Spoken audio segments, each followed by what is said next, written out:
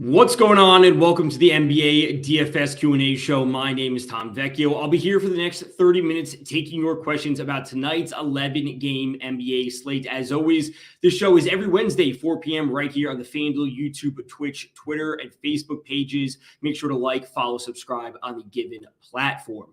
11 games on the slate. Obviously, there are a ton of options we can be considering. We are just a few days away from the NBA All-Star break. There's a lot of value on the slate. We have a number of top-tier stars we want to be paying up for.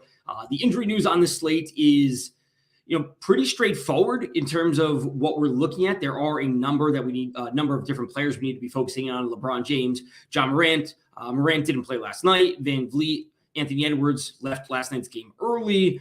We have Anthony Davis listed as probable, et cetera, et cetera. So pretty straightforward from what we should be seeing. Some of these are West Coast games, so we do need to get some clarity on that. If LeBron James does sit, that could put a bit of a priority on Anthony Davis. We can go over the injuries. We can go over the values that I'm looking at. We can go over some of the bets that I have for tonight. Grim on YouTube is saying start Quentin Grimes over CJ Ellaby and Justin Holiday. Grimes for the Knicks. Yeah, this is, I want to say, a pretty solid matchup for them. I said this on the podcast, the Daily ISO today. The Nets are just not playing defense. And, we have seen, their 11-game, 10-game losing streak, whatever it was. Like, they are not playing defense. So I think the Knicks are in a good spot, a nice pace-up spot for them. I prefer Grimes over Ellaby. I do like Ellaby tonight, is simply due to his salary being a little bit cheaper compared to Grimes. We have Grimes at $5,200 and Ellaby is $4,600 for Portland, right? He's $4,500 and Grimes is $52. So I like them both for different reasons. Like, I like Grimes because of the matchup. Like, this is certainly an awesome spot going up against the Nets. We're not playing a whole lot of defense, and it's a pace-up spot for the Knicks. So we certainly can be going to him. Knicks are 26th in the league. Brooklyn is up at 9. So push comes to shove, I'm choosing Grimes if you have the salary. DJ's asking, stack Memphis or Sacramento tonight? Are you talking about those games in general? Because if we're talking about the Sacramento-Chicago game, I have much more interest in the Chicago side of things in stacking this game. But I think both of them are firmly in play. Vucevic is the cover boy for this thumbnail, so I'm a big fan of Vucevic tonight. Between him, DeRozan, and Murray, these are probably my favorite three stars on tonight's slate. And immediately locking them into your lineup leaves you with less than 5,000 remaining. So if you're talking about stacking those games overall, both great games you want to be attacking. 233 over-under and a 230 over-under. We do have a larger spread in Memphis and Portland. We're waiting on the John Morant news. I still think that there are plenty of options, whether you're looking at Anthony Simons on the Portland side of things. Speaking of him, I took the over on his points, rebounds, assist prop. That's sitting at 30.5, 29.5, 30.5. 30.5 for Simons. That took the over on that. So certainly looking to plenty of options in this game. And then Chicago and Sacramento. This is shaping up to be a very, very solid fantasy environment. Vucevic and DeRozan specifically have been crushing it lately. DeRozan going for 35-plus points on a nightly basis. Vooch putting up a double-double. So I absolutely love this matchup. On the Sacramento side, where could you be going? Sabonis, I think, makes the natural choice just because he's arguably their most consistent, but I have some interest in going to Harrison Barnes in the mid-tier, depending on what kind of lineup build you're doing. At 6,800, he doesn't fit normally into a stars or scrubs build. He falls in this, mid-range. So if he's going to be going overlooked, I like that. And of course, De'Aaron Fox is always a good option. If we do see John Morant ruled out, go back to Desmond Bane. I think that's certainly an option. Last night wasn't the biggest game for him, but the three-point ability, especially against a team like Portland, will always be there. So Memphis, Portland, and Sacramento, Chicago, two great games you want to be stacking tonight. Speaking of Chicago, I took Chicago -6 tonight. This is a very winnable matchup for them. They should be taking care of business. They are one of the best ATS teams this season, 34-23. Sacramento, surprisingly, not that great against the spread. And I'm going to Chicago -6. Simons over 30.5. I also took Kyle Kuzma for the Washington Wizards over his points, rebounds, assist prop. He's kind of the guy now. It's 36.5. I think I might have gotten at 35. He's kind of the guy now for Washington. Bradley Beal is done. We know that Dinwiddie has been traded. It's a 1-point spread against the Indiana Pacers, and the Pacers are seemingly always getting in these higher Very close game. So I'm certainly on board with Kuzma tonight. A player that's stepping out and hitting a number threes this year is always good.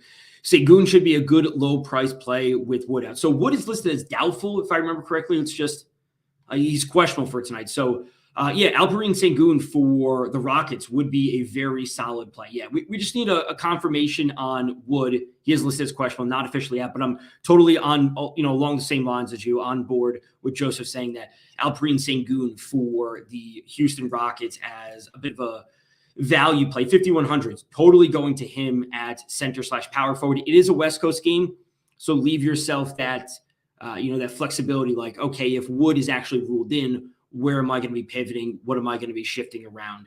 But yes, Sengun totally on board. When it comes to some value tonight, there's a lot of it. Jaden McDaniels started or took the place of Anthony Edwards last night. I don't know if he actually started the second half. I'd have to double check that. But McDaniels started or took the minutes over for Anthony Edwards, who left early last night for Minnesota. So looking to the value for him if he's going to be in the starting lineup. I'm also a fan of going to OKC for Aaron Wiggins at $3,600, taking that value there. I'm kind of big on Kentavious Caldwell-Pope tonight. I like this matchup kind of back and forth. There's a few options in this game. Like I said, I took the over on Kuzma. I kind of like KCP tonight. That's also a spot that I'm going for a little bit of value, $4,200. If you want to lock in Ellaby at $4,500, you're left with $3,600, and you're locking in DeRozan, Murray, and Vooch, and then you have some solid value plays that all should be seeing plenty of minutes, that are all in pretty solid game environments. OKC's playing up in pace. Portland also playing up in pace, back and forth nature between Toronto and Minnesota. Bazley or Hart? That's a good question. Darius Bazley or Josh Hart? Well, that's a real coin flip. I might take Josh Hart because I like his ability to fill up the stat sheet. Not saying that Darius Bazley can't do that, but the pace-up spot for Portland and Oklahoma City is obviously very, very comparable. Portland is 19th in the league. They are playing Memphis, who are 5th. OKC is 17th. They're playing San Antonio, who's 6th. So we're literally talking about like splitting hairs here. I would take Josh Hart, a little more pure scoring upside. That's just me. Like it's like salt to taste, whatever that saying is. Like, it's literally just personal preference at a certain point. I would lean towards Hart.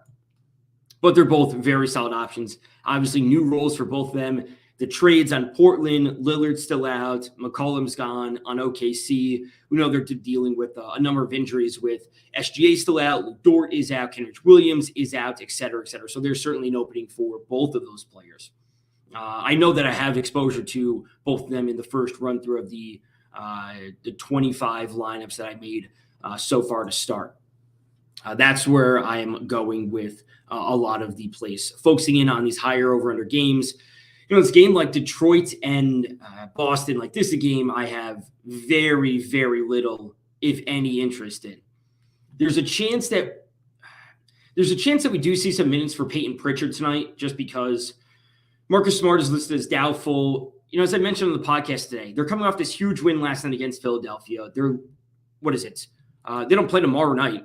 So this means it's their last game before the All-Star break. So it's not going to be a surprise to see Boston kind of take care of business in the first half versus Detroit, and then to give Brown and Tatum some rest leading into the All-Star break. And that opens up some minutes for Peyton Pritchard potentially. So if you're looking for a deeper value play, Pritchard at 3,500 is the option I would go to. But with a 213 over-under, outside of that, like, I don't have any interest in going to Tatum, any interest in going to Brown. Not only do we see this with the lowest over-under on the slate, these are also teams with Boston. They are a heavy under team this season, 24, 34, and 1. Heavy under team.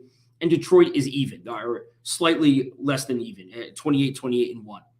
So this doesn't present a whole lot of scoring upside with this 213 over under. So I'm not looking here for basically any options. I wouldn't mind taking a shot with Jeremy Grant, maybe Sadiq Bey, maybe Cade Cunningham, but I would be sure to, limit the options in this game to at max 1 or Grant Williams. If you're going to go to Grant Williams again at $3,600 for that value, because he got to start last night with Rob Williams listed as out, I think that's fine. But no more than one player from this game. Like that is a rule I will set in the optimizer, at most one player from this game. So between Williams and McDaniels at power forward, a lot of value here. A lot of value here going to Wiggins as well. Like I said, I'm on board with KCP, taking that value there. This is a great stars and scrubs slate if that's what you're looking to do, with DeRozan, Vooch, and Murray as my top three studs. There's plenty of value, and a lot of the value you can find under $4,000. I like Raul as a good low price play too. Yeah, Raul, this game against the Pacers, like this is a pretty solid game environment. 225 over under, 1 point spread. Like this is everything that we want, and both lineups are a little bit thinned out just because of the trades and the injuries, et cetera, et cetera. Like when it comes to the Wizards, I think Kuzma is like the go-to guy on offense now. At least that's what we should be seeing from them. KCP providing plenty of shooting upside for that 3-point ability. That's what I'm liking. But Raul out here taking a good amount of a good volume of shots. He fills up the stat sheet enough, which should allow him to reach or exceed fantasy value. It's not like we're worried about the defense from the Indiana Pacers. So I'm on board with this game. I think that the Knicks game. The Knicks-Nets game could go slightly overlooked just because it's falling a little bit lower. We do have some good value on both sides just because the Nets are still without Durant. They're without Kyrie Irving. I like Quentin Grimes tonight. I like Julius Randle tonight as well. We've seen him step up to a new level of production that he really didn't have in the beginning portion of the season, where he kind of regained his form as of late, consistently pushing towards a double-double or a triple-double, which he didn't always have in the beginning portion of the season. He was struggling a little bit. And, we see this, like these lower scoring games were certainly there for him. He would certainly reach high in some games, but now we have a higher floor for him. So I like Randall personally tonight. That might be a spot that I'm willing to go, maybe a little bit more exposure to him compared to the field, trying to get a little bit of leverage in tournaments. Always something you want to be doing, if you're confident in a player that is, you want to be taking a higher stand on him. Like when you're right, you want to be the most right about, a player like Randall who can go for 60 plus. And if he's not going to be popular, well, that's always an added benefit. Grim is saying, looking at the 3x2 on the FanDuel Sportsbook, I'm considering Nuggets Warriors, Sacramento, Chicago, Memphis, Portland for those games. So 3x2, you're obviously looking for those 3-pointers. The Warriors obviously make a lot of sense just because they're going to have Clay and Steph out there. That's always good. Sacramento, Chicago, Memphis, Portland. I would take Memphis, Portland ahead of Sacramento and Chicago. Chicago, ultimately they don't have a ton of 3-point shooters like consistently on their roster. We're going to bring up DeRozan's log right here. He doesn't take threes. He has 2 threes over the past 3 games. He had 4 3-point attempts against Charlotte, a week and a half ago, whatever it was. That's a high for him. Like he's a player that is their primary ball handler, and he's one that does not take 3-pointers. So when he's the primary ball handler for one of the given teams that he's not willing to take threes, or just it's not that he's not willing to take threes, that's just not his game. When the ball goes to him, getting those early threes, like that may not be the case. Meanwhile, you look to a team like Portland and Memphis. If Ja Morant's out, we know Desmond Bane takes a ton of threes, and also Anthony Simons for Portland takes a ton of 16 threes in his most recent game. So I would side with the Warriors-Nuggets matchup and Memphis-Portland for the 3x2 on the sportsbook. Joseph is asking Suggs or Grimes. Ooh, that's a good question. Another one of these tough toss-up of the players in the mid-tier. So let's see what we're looking at with some projections. Jalen Suggs, 32 minutes, 30 FanDuel points is where he should be right around. And Grimes is right around the same. He's going to be under 1 FanDuel point per minute just because the usage is likely going to Julius Randle and going to Kemba. I would take Jalen Suggs in that matchup, in that specific head-to-head for Suggs and Grimes. This Orlando-Atlanta game, I think, is one that's kind of flying a bit under the radar, where, 226, it looks good, but when we see games that have closer spreads and higher over-unders, this is a game that's like half a step behind some of the other games where, we're looking to OKC for a lot of value, where Orlando, in the grand scheme of things, they're fully healthy, right? This is the lineup that they've been running out there for, a good portion of the season. Like, there's no deep value. Everything's pretty straightforward for both teams. Yeah, we have John Collins out, but Gallinari's going to step in there as he has for the past few games. So if this game goes overlooked a little bit, Wendell Carter is a player that can always go off for plenty of points. Trae Young has that 3-point upside. So if you want to get a little bit extra exposure to that game, there's nothing wrong with that.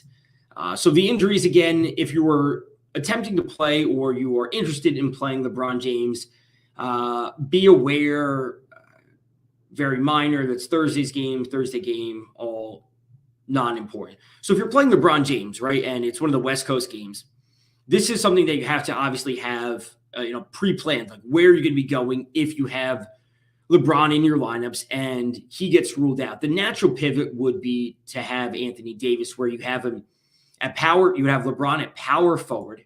Make sure that's the case so you can quick swap to Anthony Davis, and you have to make sure to leave yourself the $200. So that's the easy way to go about it. If you want to, play LeBron, playing him at small forward is obviously tougher because there's no natural pivot away from him with all these games starting earlier. So I'd make sure to play LeBron at power forward. If you're using an optimizer, make sure to select LeBron as power forward only. So, and you have Anthony Davis as an option to swap to late.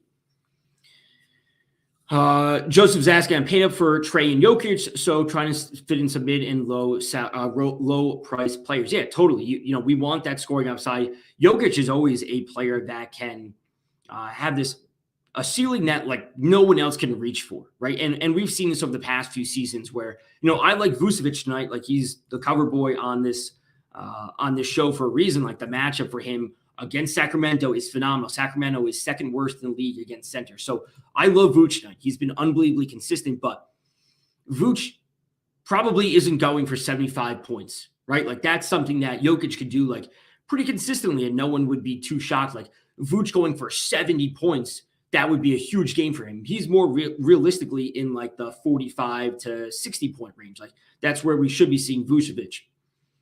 Jokic is a player that when you have exposure to him, and he goes off for 70, like you're in every contest. Like you have a chance in every contest.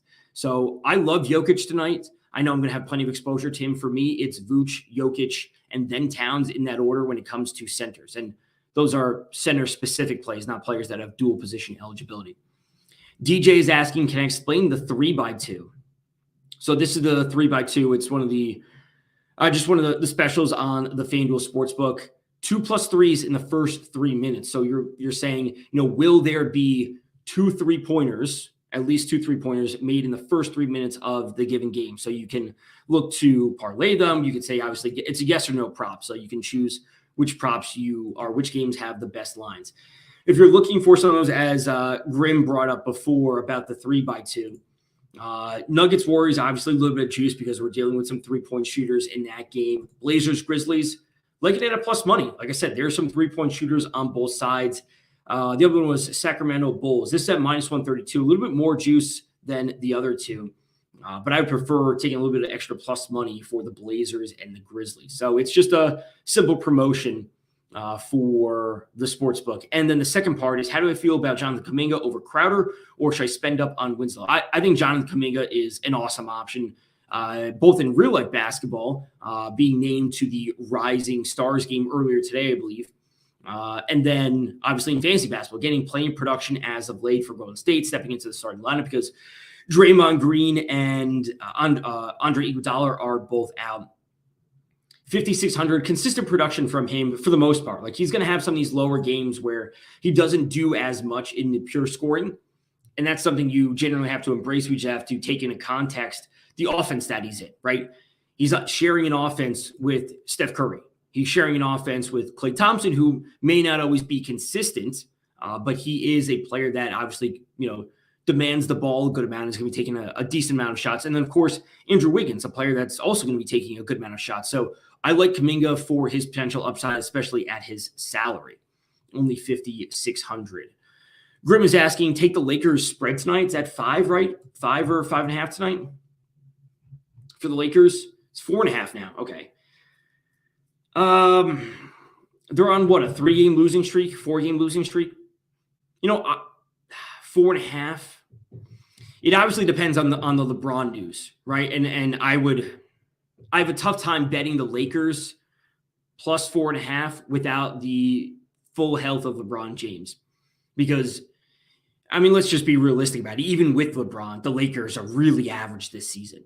even when he's at full health, even when he's going for a double-double, triple-double, like they're losing games. So betting on the Lakers, not knowing if LeBron's actually going to play is personally, that's too much of a risk for me. Like I wouldn't go there. If he gets ruled in and it stays at 4.5 or 5 or whatever it's going to be, I have a little bit of interest in it at that point, but I can't be going there right now without LeBron's news because the Jazz are back to full strength. Like Donovan Mitchell is back. Rudy Gobert is back. Like if LeBron doesn't play, like this is a spot that the Jazz could realistically win by 10 points. Like I don't think anyone would be shocked to see the Jazz win by 10 plus points if LeBron does not play this game, considering how average the Lakers are overall. Joseph's asking, season-long fantasy question, would you trade Bane and Keldon for Donovan Mitchell? Just full disclosure, I don't play season-long NBA. I only play DFS. It's only betting. So Desmond Bane and Keldon Johnson for Donovan Mitchell. I mean, that's a tough question. Like, I don't know your format. I don't know the scoring, all those things, but I like Keldon Johnson. I like his ability to just generally fill up the stat sheet on a nightly basis. And I would assume that's like pretty like valuable overall. And Desmond Bane with the 3-point ability that he has is always good. Donovan Mitchell is great, but two consistent starters ahead of one is something I would probably side with. I would keep Bane and Keldon Johnson. Again, take that with a grain of salt. I do not play season-long basketball. I haven't in probably a decade at this point, so it's not really my thing.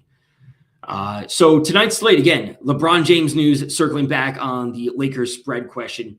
That's something we're waiting on because if he doesn't play, again, you want to swap to Anthony Davis, who's only $200 more. That's where you should be going. None of that's important. So you want to be, focusing in on the LeBron injury news if you're considering playing him. You want to be focusing in on a tight group, as always, a tight group of value plays, a consistent group of, top-tier studs you want to be paying up for. I am siding personally with Murray, going to DeRozan and Vooch as my favorite three, trying to get to Jokic as well. You really have to find some value if you're trying to roster these 3 stars. 3 players above 10,500 is tough to get to, but it can be done. If we're going to be getting Grant Williams in the starting lineup again, 3,600. We also potentially get Jaden McDaniels in the starting lineup, going to OKC for Aaron Wiggins at 3,600. I mean, this is a usable lineup. 5,400 remaining. You could, find some mid-range plays that you like. Wouldn't be the worst call in the world to go to someone like Seth Curry, newly acquired for the Nets. 5,300 per player remaining, and you have Murray, DeRozan, and Jokic loaded with value options. This is going to be a fun slate. Like if you enjoy like building lineups and figuring out roster construction, like who's going to be popular on a nightly basis, like this is a fun slate. DJ's asking, should I use Bones Highland as my 6th man? So this is always a fun question. Who are we going to be seeing as like a player that comes off the bench that has some scoring upside? Bones Highland, I think, makes a case tonight. Now, Monty Morris, he is ruled in, if I remember correctly, he's available to play. So Monty Morris is available to play for Denver. So Bones Highland, I do think, is always a viable option. Coming off the bench for the Nuggets, he takes a good amount of shots. A good amount of them are coming from downtown, and that scoring upside and his ability to exceed value quickly will always be there. THT could be in the mix. THT could also potentially be in the starting lineup for the Lakers if we do see LeBron ruled out. So initially, he would not be the option I would be going to right from the jump for this question. Lonnie Walker, always a player you can be going to. Cam Thomas, we have seen his salary jump up a little bit, so it may not be like specifically what you're looking for. If you're looking for a little bit of a salary relief type play, you could be going there. Malik Beasley, always an option, especially if we're going to be seeing Anthony Edwards ruled out tonight. A little bit of a shorter bench. We don't see a whole lot of these players play at all for Minnesota. So I'd be going to Bones Highland, perfect example. Cam Thomas, potentially for the Nets. THT, maybe. I would like to see some LeBron injury news before deciding on that, which is obviously tough. And Cam Johnson, always one of my favorite players to go to for the Phoenix Suns. Good amount of 3-point attempts per game, filling up stat sheet just a little bit. Scoring boost for them off the bench is always a good option. And realistically, if If Cam Johnson saw 30 plus minutes because they rest Paul and Booker because they're up by so much, it's a 15-point spread, right? 17, it's up to 17 points now. It was 15 points, it opened at 15 points.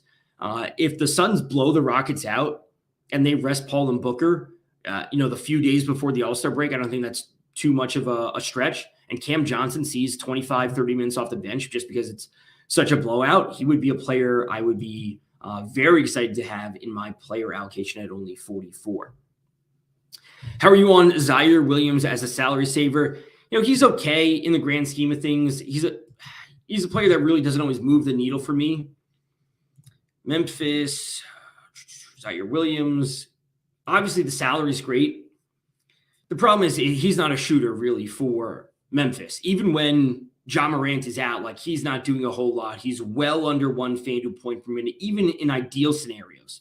I guess this game against New York, he was at 1 FanDuel point per minute, but very, very thin production from him, even when Ja is out. We know the ball is going to be going to Desmond Bane. We know it's going to be going to Jaren Jackson.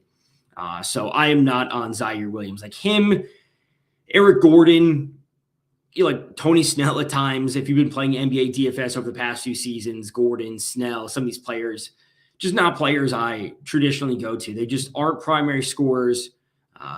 We need a top 1% outcome for them to really have an amazing game to truly be worth it. PJ Tucker, some of these players I just don't enjoy going to, and more often than not, I make it a case to actually remove them from my player pool. It's not just I let them sit there in the optimizer and let them magically appear in a number of lineups. I actively remove them from my lineups. Trendon Watford, he's okay. Again, another one of these players that, you can be getting some production out of. You'd be hoping for the game environment to kind of run its course in order for him to reach value. But more often than not, he's going to be under 20 FanDuel points. So if you're running a lot of lineups and you want to mix in some of these players, that's fine.